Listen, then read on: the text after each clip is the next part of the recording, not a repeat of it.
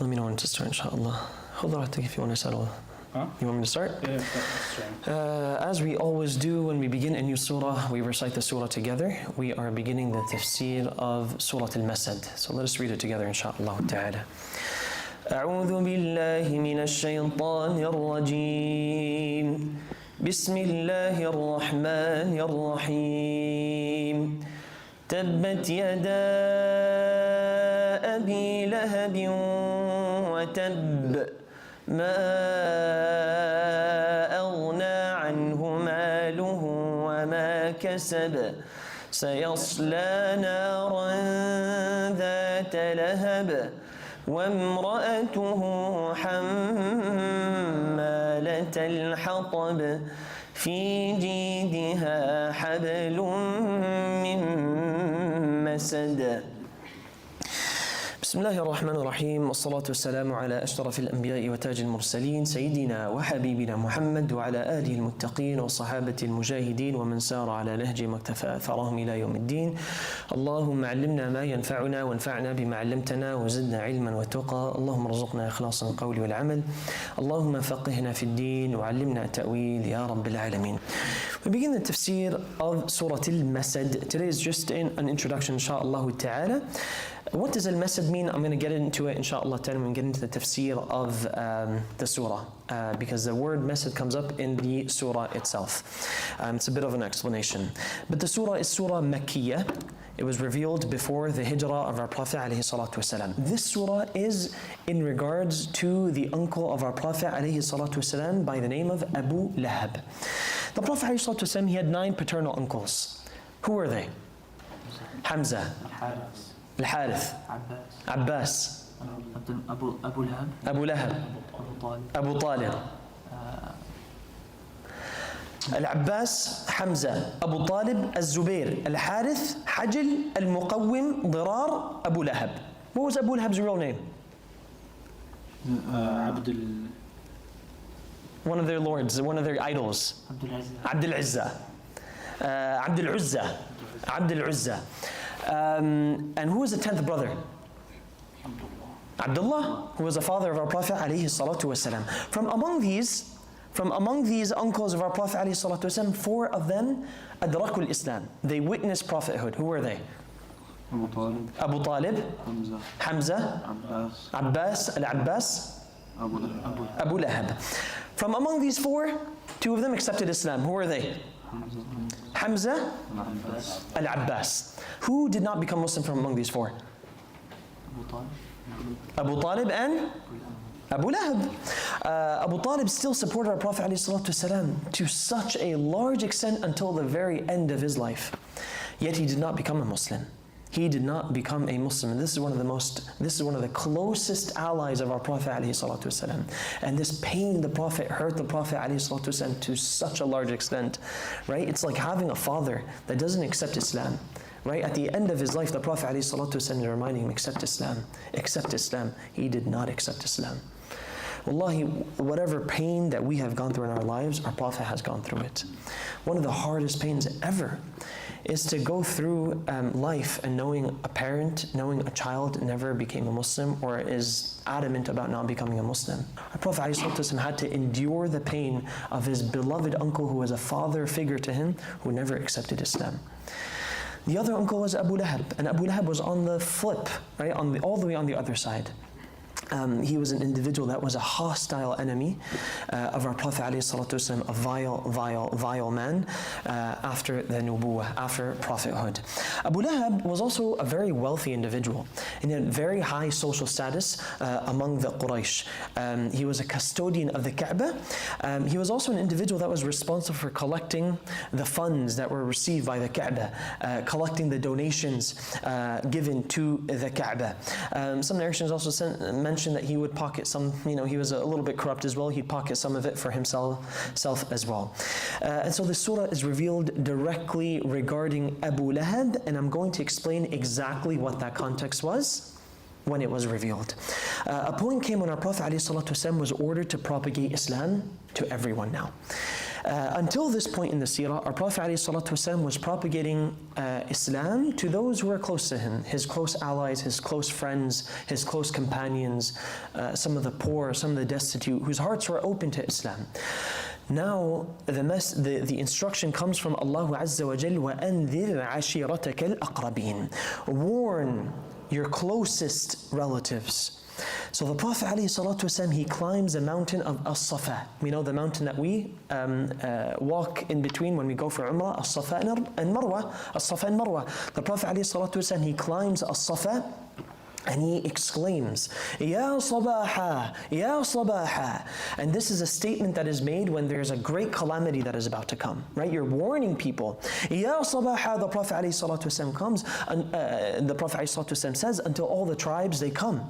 And even those individuals that were not able to come, they actually sent messengers on their behalf to see what was going on, right? A man is saying, Ya Sabaha. This must be some major incident. And now once the tribes have gathered to As-Safa, or at As-Safa, the Prophet ﷺ, he says, Ya Bani Abdul Muttalib, Ya Bani Fihr, Ya Bani Abdi Manaf, Ya Bani, right? Mentioning all of the tribes by their names. And he says to them, أَرَأَيْتُمْ لَوْ أَخْبَرْتُكُمْ أَنَّ خَيْلًا بِسَفْحِ هَذَا الْجَبَلِ تُرِيدُ أَن تُغِيرَ عَلَيْكُمْ أَصَدَّقْتُمُونِي. He says, what if I told you there was a cavalry at the foot of this mountain, just behind this mountain, and they are preparing to attack you? Would you believe me? Now they respond, knowing who our Prophet ﷺ is. He is the truthful. They say, of course we would believe you. We've never known you to be a liar. So the Prophet ﷺ, he then says, فَإِنِّي نَذِيرٌ لَكُمْ بَيْنَ يَدَيْ عَذَابٍ شَدِيدٍ. He says, فَإِنِّي نَذِيرٌ لَكُمْ بَيْنَ يَدَيْ عَذَابٍ شَدِيدٍ. Then I am warning you of a severe punishment that lies ahead. Now who from among them is there? Abu Lahab. Abu Lahab, he says, تَبًّا لَكَ سَائِرَ الْيَوْمِ تَبًّا لَكَ سَائِرَ الْيَوْمِ. Woe to you. I'm going to translate it at a very surface level. We'll get into what tabal means in a little bit. But woe to you, curse be upon you. May you be ruined for the entirety of the day. This is who says it? Abu Lahab says this. أَلِهَذَا جَمْعَتَنَا. He says to our Prophet ﷺ, he says to his own nephew, أَلِهَذَا جَمْعَتَنَا. This is why you have gathered us here. And hence Allahu Azza wa Jal. What was the words that he used? How did he curse a prophet? تَبًّا لَكَ. تَبًّا لَكَ عَلَيْهِ اللَّعْنَةِ. And hence Allah Azza wa Jal, he reveals, تَبَّتْ يَدَا أَبِي لَهَبٍ وَتَبٍّ. May the hands of Abu Lahab be ruined, and ruined is he. Narrations mention as well, the Prophet ﷺ, after getting this instruction and this order from Allah Azza wa Jal that he has to propagate now to everyone, the Prophet ﷺ would go to the souq, he'd go to the marketplace, and he would say, قُولُوا لَا إِلَهَ إِلَّا اللَّهِ تُفْلِحُوا. Say لَا إِلَهَ إِلَّا اللَّهِ so you can be successful. And Abu Lahab would be there and he would say to people, يَا أَيُّهَا النَّاسِ إِنَّهُ كَذَّابٌ. Oh people, he is a liar. فَلَا تُصَدِّقُوا. Don't believe him. SubhanAllah, this was a man, like I said, he is a hostile man. He was a vile man. He would throw trash at our Prophet ﷺ, especially when he would hear the Prophet ﷺ recite the Quran. He was from the people that would mock our Prophet ﷺ and call him abtar. We went over this in Surah Al-Kawthar. He was from among these people that would be so happy and mock him and ridicule him and call him abtar. Abtar means a man whose tail is severed, meaning he has no progeny. And they would say this because our Prophet ﷺ's sons, they passed away. So they're mocking him like, you have no progeny, you have no legacy, nobody's going to remember you, O Muhammad. And we went over this in depth in the Tafsir of Surah Al-Kawthar. Two of our Prophet ﷺ's daughters were married to two of the sons of Abu Lahab. This is before Islam. He forced his sons to divorce the daughters of our Prophet ﷺ, and they complied. They were happy to do this, in fact. Right? They complied and they divorced the daughters of our Prophet ﷺ, all out of a hatred of our Prophet ﷺ.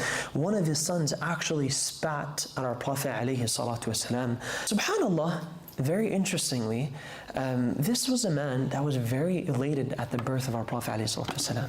He was very, very happy. This is the uncle of our Prophet. In fact, the narrations mention that he freed a female servant. This was the adat of the Arab, right? When they get good news, they do something that is so generous immediately. Until now, subhanAllah, I remember just having a teacher at the University of Medina, and I didn't see him for quite some time. And I run into him at the musalla, and all of a sudden he just gives me this oud, right out of his pocket, just gives it to me. This is for you. And it was actually Cambodian oud, which is very, very expensive, because he was just so happy to see me. That's how the Arab were, right? They get good news, they become very generous all of a sudden. So Abu Lahab, when he heard about the birth, and the messenger came and told him about the birth of our Prophet ﷺ, he freed a female servant. He even slaughtered some animals. But subhanAllah, his heart was corrupt. He had a corrupt heart. His heart had evil in it. When he heard about prophethood, he switched completely, right? He was hostile, he was vile against our Prophet alayhi salatu wasalam.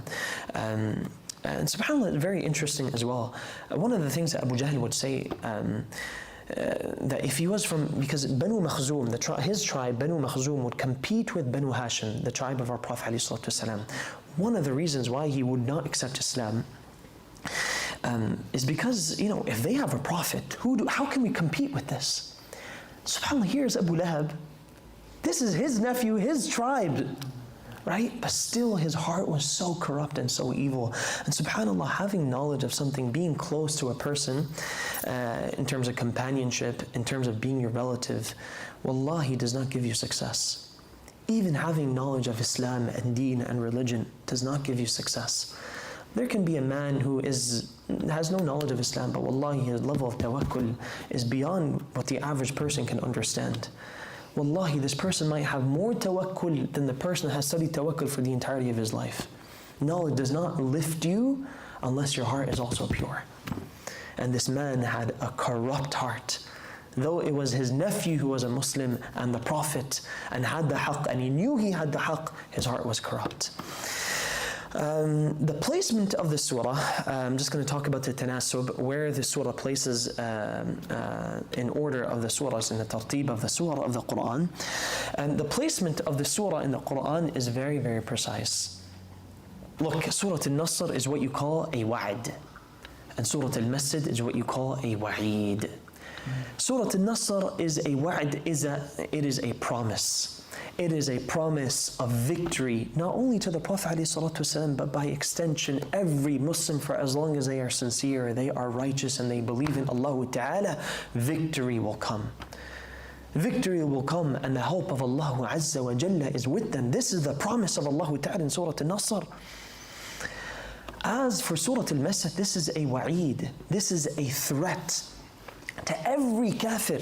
Though it's talking about Abu Lahab in particular, but by extension, every kafir who opposes the truth, they will be destroyed in this dunya and in the next.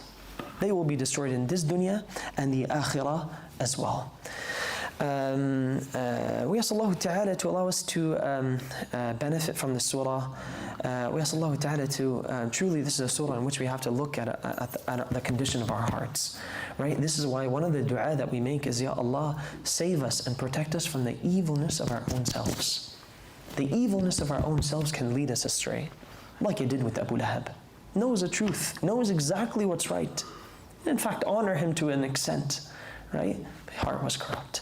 We ask Allah Ta'ala for forgiveness and to guide us towards righteousness. وصلى الله وسلم على سيدنا وحبيبنا محمد وعلى آله وصحبه وسلم تسليما كثيرا.